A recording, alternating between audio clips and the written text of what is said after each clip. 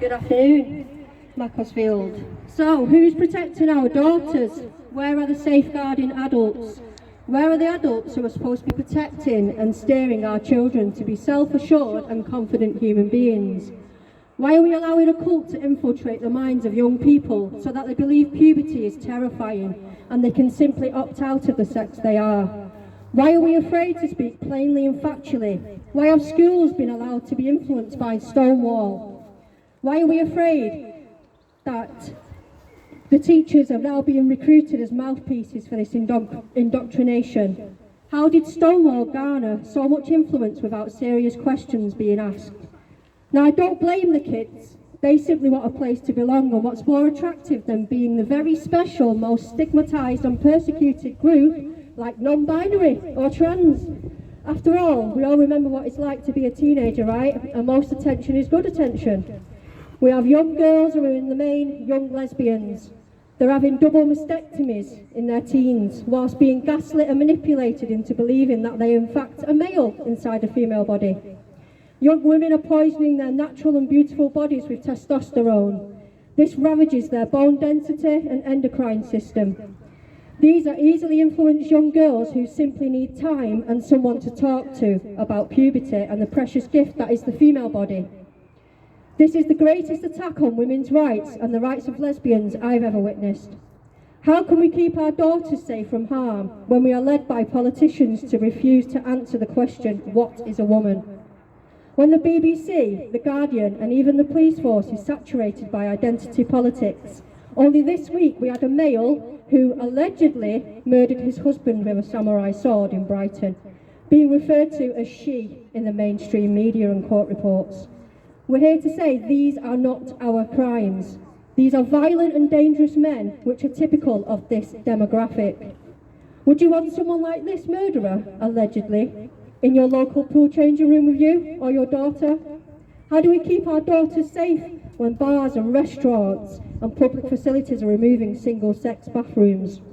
How do we confidently tell our daughters to be aware of strange men when we have other women holding the door open for these AGPs while telling them they're stunning and brave? Ladies, you're fooling nobody. These handmaidens, as I call them, you don't get a free pass. This isn't going to continue. We have no tolerance for your be kind mantra anymore. This charade is over, and now it's time for honesty, facts and integrity. We will not let one more of our girls, one more of our daughters be sucked into this cult. We will not leave any room for this belief system to continue destroying families, destroying the women who married these men, believing that they were honest and decent human beings. Yes, let's not forget the trans widows in this conversation, because they are the women who are forgotten, but live with the devastation that these selfish narcissists inflict upon women and children. Puberty blockers will rightfully be banned, and anyone who thinks this is wrong should look up the side effects of not going through a natural puberty. It destroys the physical and mental well-being of our children under the guise of gender-affirming care. What we must affirm is the absolute truth of trans ideology, and that is the fact it is anti-woman, anti-safeguarding, anti-privacy and anti-reality. It's time for you to stand up, women. No more excuses, no more walking on eggshells, no more obfuscation about what gender and sex is. We are females and we are a force to be reckoned with. It's down to you and I to take our daughters back from the grip of these deluded ideologues. The future of womanhood and our daughters' rights depend on us all here today and watching, as mothers and women finding our voice now and refusing to comply. Remember, repeal the GRA, reject the gender lie, remain deliberately defiant, and as Emmeline Pankhurst once said, once they are aroused, once they are determined, nothing on earth and nothing in heaven will make women give way. It is impossible. Thank you, Macclesfield.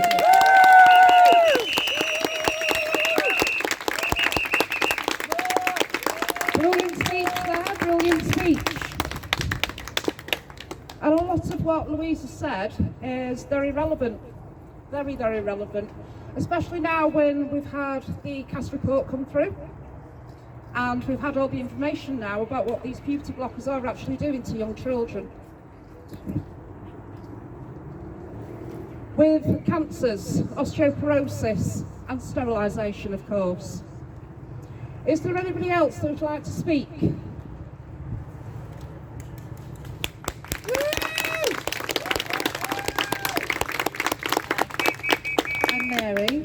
from Liverpool. Got this all right. And I'm with Thoughtful Therapists and work closely with Gen Spector Therapy First in fighting the takeover of our profession of gender ideology, which is wrecking our profession and making us part of the problem. We want to be able to provide proper exploratory therapy and care to children and adults, and we're being stopped all over the place. And I want to talk about how in our profession some of us are trying to root this out. I went to a screening of The Lost Boys, Searching for Manhood in London last week, and though I'd seen it online, I do recommend everybody sees it. It was even more powerful in the cinema, with watching it with others who know what a nightmare this has become. I looked at these vulnerable young men who spoke with eloquence in realising how they had got sucked into a seductive promise that all their pain and discomfort and sadness and fear could all be fixed. Utter barbarism of what had been done to their bodies, which they will always live with. They were let down and coerced by professionals, using them for their own ends to further something which is based on a lie, which is cruel and does harm. It is the wrong diagnosis and the wrong treatment, as David Bell has said. So let's come to the CAS review. It was a long route to get there, and Posey was one of the first people who organised the meeting in the House of Lords. I think that's important, with Marcus and Sue Evans, and of course the very brave Keira Bell. And it was Sajid Javid who got commissioned the report. It's a shocking exposure. I know people said, do you feel vindicated? And actually, no, it was actually really, I think Helen Joyce about that last year actually suddenly really felt the anger because people had been sold a complete and utter lie. And to make any change in medical practice, we need to have evidence. We've known all this stuff, but we need it in black and white. Such a huge medical scandal wrapped up in a glitter and rainbows and a progress, or rather regress flag. There are good recommendations in the review. And as Victoria Atkins, Secretary for Health and Social Care said, the NHS was overtaken by a culture of secrecy and ideology that was allowed to trump evidence and safety. We say enough is enough. Our young people deserve better. We must do whatever it takes to protect them. Now, we've written to Victoria from Thoughtful Therapists because we're still really concerned there are a lot of barriers in the way. We don't know how they're actually going to implement the CAS review with the certain policies they have in place and the activists still within the organisations. So we need to talk about, now it's a policy framework, which when I first heard it, I thought memorandum of understanding, what does that mean? Basically, it's a policy document that all the professional bodies, including the NHS, have signed up to. We are campaigning to remove this document as an obstacle to be able to ensure that the CAS recommendations can be implemented. This is our 2 + 2 = 5, to quote George Orwell. The sentence Helen Joyce uses at the beginning of her Trans Ideology Meets Reality is, freedom is the freedom to say 2 + 2 = 4. If that is granted, then all else follows. So we have to remove this document, like we have to get rid of the Gender Recognition Act and the phrases like trans women are women. When you have those, so that this is what we're campaigning for. In 2017, Stephanie Davis-Orion, Shelley Charlesworth were well onto this and have campaigned and written about how the UK professional counselling bodies were hijacked by an unaccountable activist network. This document enshrines gender identity into healthcare and subscribes to an affirming care model, and it's still there, and they've all still signed up to it. Sorry. Under the regime of the MOU, this is Thoughtful Therapists, part of our letter to Victoria Atkins. Under the regime of the MOU, many of our members have been expelled from training courses. I'm sure you all know about James S's case. sacked from jobs, lost place on committees, been subjected to vexation complaints by colleagues, and had our names entered onto hit lists for the public to see online, suffered reputational damage and loss of livelihoods. James Esses is still fighting his case, as well as doing amazing work exposing different faces of this many-headed hydra. He has resolved the case with the UKCP, that's the United Kingdom Council for Psychotherapy, who have withdrawn their support for the MOU on the grounds that it does not distinguish between children and adults, and as such raises serious safeguarding concerns. We believe that the activist backlash that's been coordinated and it's frightening those for making that decision. So we've got a long way to go, even though CAS has made a huge difference and we've got more of a platform to speak from.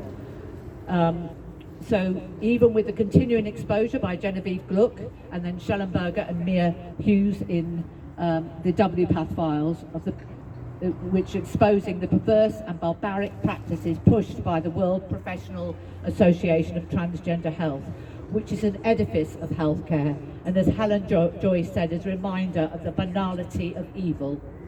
On Free Speech Nation, Andrew Doyle's excellent show on GB News on the WPATH, a doctor from the Northwest called Dr. Mimna was recorded in a training advocating for girls as young as 9 to be put through the menopause to get them on the pathway as soon as possible. Now I'm in my 60s and still going through the menopause, and it's just, my old body going through it, just thinking of a little girl's body going through it.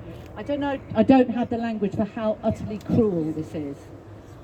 We are fighting this. I attended the Clinical Advisory Network on Sex and Gender, another action meeting of professionals and healthcare professionals that are waking up to this, and of the Do No Harm conference. And I'm attending another conference in Lisbon for GenSpect. We need to be robust and able to fight the opposition in the professional bodies so that we can provide proper, reflective, exploratory therapy which nurtures depth and curiosity and inquiry. We need to be able to hold a neutral space to help patients tolerate and live with uncertainties. This is all made harder by what's taught in schools and the lies and the celebrations in the media. I want to thank Posey and the campaigning of bringing us together of individuals and groups fighting this. CanSG and the Society for Evidence-Based Medicine, more and more groups are growing and building. And the invaluable work done by Therapy First and GenSpect, I benefit from the training and supervision, which is rich and thoughtful, with the likes of Stella O'Malley and Sasha and Lisa Marchiona. Journalists like Hannah Barnes, Julie Birchall, Joe Bartosz, Julie Bindel, to name a few. Magazines like, organisations like Spikes, Kira Bell, Sue and Marcus Evans, David Bell, Sonia Appleby. These are just some of the names. Stephanie Davis-Arai, Shelley Charlesworth in Transgender Trend, Sex Matters, Helen Joyce and Maya Fulstata. Rachel Mead and of course Alison Bailey.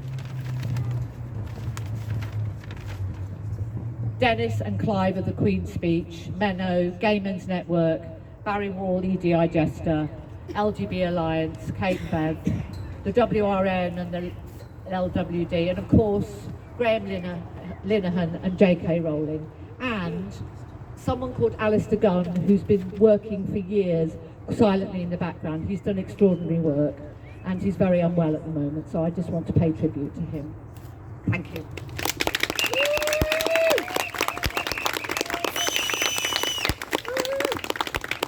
Thank you very much. So, we're just going to have a little interval. Oh, we're going to have a bit of singing. Please do not make it rain. Okay, we've got a lovely day here today.